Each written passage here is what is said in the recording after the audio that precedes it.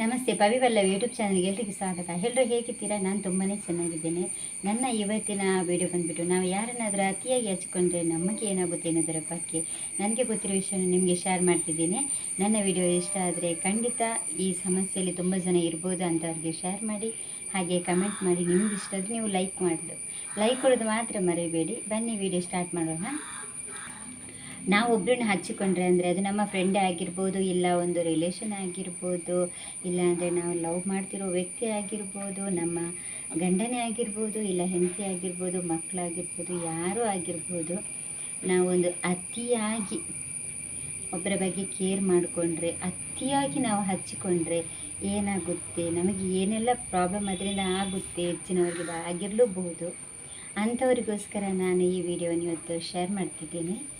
ಅಂದರೆ ನಾವು ಯಾರನ್ನಾದರೂ ತುಂಬ ಹಚ್ಕೊಂಡು ಬಿಟ್ಟರೆ ಎಷ್ಟು ಹಚ್ಚಿಕೊಂಡಿರ್ತೀವಿ ಅಂದರೆ, ಅವರು ನಮ್ಮ ಬೆಳಿಗ್ಗೆ ಎದ್ದ ತಕ್ಷಣ ನಮಗೆ ಅವರ ಫೋನ್ ಇಲ್ಲ ಅವ್ರ ಜೊತೆ ನಮಗೆ ಮಾತಾಡಬೇಕು. ಬೆಳಿಗ್ಗೆಯಿಂದ ಹಿಡಿದು ರಾತ್ರಿ ಮಲಗುವ ತನಕ ನಾವು ಏನೋ ಒಂದು ಬಂಧನದಲ್ಲಿರುವಾಗ ಎಲ್ಲನೂ ಅವರ ಹತ್ರ ಮಾತಾಡಲಿಲ್ಲ ಅಂದರೆ ನಮಗೆ ಆ ದಿವಸ ಮೂಡೇ ಅಪ್ಸೆಟ್ ಆಗಿರುತ್ತೆ. ಅಂದರೆ ಅವ್ರದ್ದು ಒಂದು ಫೋನ್ ಬರಲಿಲ್ಲ ಅಂದರೆ ನಾವು ಏನೋ ಒಂದು ಕಲ್ಕೊಂಡವರ ಥರನೇ ಇರ್ತೀವಿ. ಯಾಕೆ ಕಾಲ್ ಮಾಡಲಿಲ್ಲ, ಯಾಕೆ ಮಾತಾಡಲಿಲ್ಲ ನನ್ನ ಜೊತೆ ಸರಿಯಾಗಿ, ಅದೇ ನಮಗೆ ತುಂಬಾ ಒಂದು ತಲೆಬಿಸಿಯಾಗಿ ಹೋಗಿರುತ್ತೆ. ಅಷ್ಟೇ ಅಲ್ಲ, ಅವರು ಎಲ್ಲಿಯಾದರೂ ನಿಮ್ಮನ್ನು ಹೇಳದೆ ಕೇಳದೆ ನಿಮಗೆ ಹೋದ್ರಂದ್ರು ನಿಮಗೆ ಅದನ್ನು ಸಹಿಸ್ಕೊಳ್ಳೋಕ್ಕೆ ಖಂಡಿತ ಆಗಲ್ಲ. ಅಂದರೆ ನೀವು ಅವ್ರನ್ನ ಅಷ್ಟು ಇಷ್ಟಪಡ್ತಾ ಇರ್ತೀರಾ ತುಂಬಾ.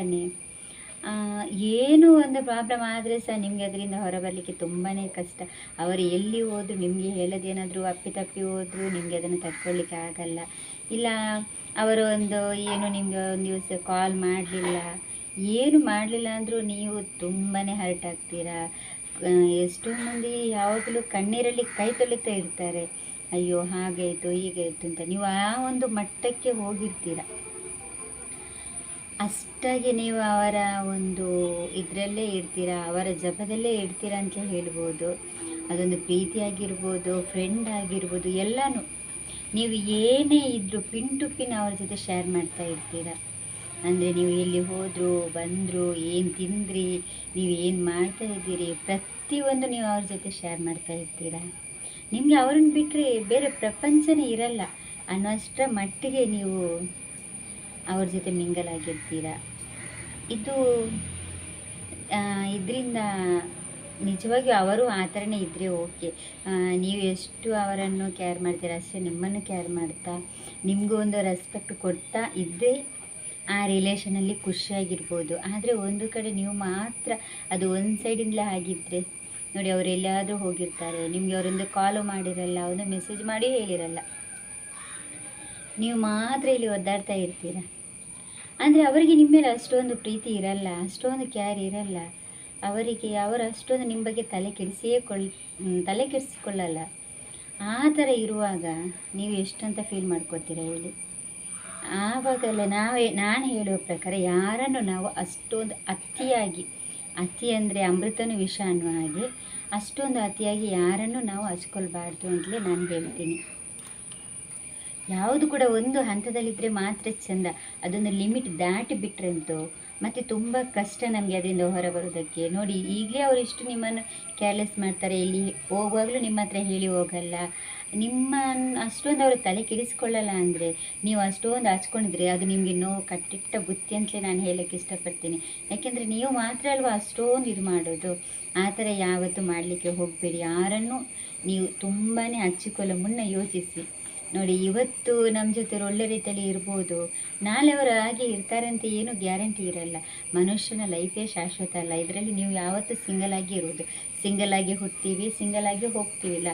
ಅಂಥದ್ರ ನಡುವೆ ಅಷ್ಟೊಂದು ಅಟ್ಯಾಚ್ಮೆಂಟ್ ಬೇಡ ನಮಗೆ. ಯಾಕೆಂದರೆ ಅದರಿಂದ ನಮಗೆ ಯಾವತ್ತೂ ಖುಷಿ ಇರೋದಕ್ಕಿಂತ ಜಾಸ್ತಿ ನೋವೇ ಇರುತ್ತೆ. ನಂತರ ಅದರಿಂದ ನಮಗೆ ಹೊರಬರಲಿಕ್ಕೆ ತುಂಬಾ ಕಷ್ಟ ಆಗುತ್ತೆ. ಊಟ, ನಿದ್ದೆ, ತಿಂಡಿ ಯಾವುದು ಬೇಡ ಅನಿಸುತ್ತೆ. ಆ ಒಂದು ಕಣ್ಣೀರು ಅದೆಲ್ಲ ನಿಮಗೆ ಬೇಕಾ?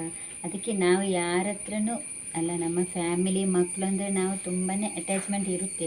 ಅದು ಬಿಟ್ಟು ಈಗ ಫ್ರೆಂಡ್ಸ್ ಆಗಿರ್ಬೋದು, ಇಲ್ಲಾಂದರೆ ಲವರ್ಸ್ ಆಗಿರ್ಬೋದು, ಯಾರ ಹತ್ರನೂ ಅತಿ ಅಂದರೆ ಮತ್ತು ಕೊನೆಗೆ ನಮ್ಮ ಜೀವವೇ ಹೋಗೋದು ಬಿಟ್ಟರೆ ಬೇರೆ ಏನಿರಲ್ಲ ಅಲ್ವಾ?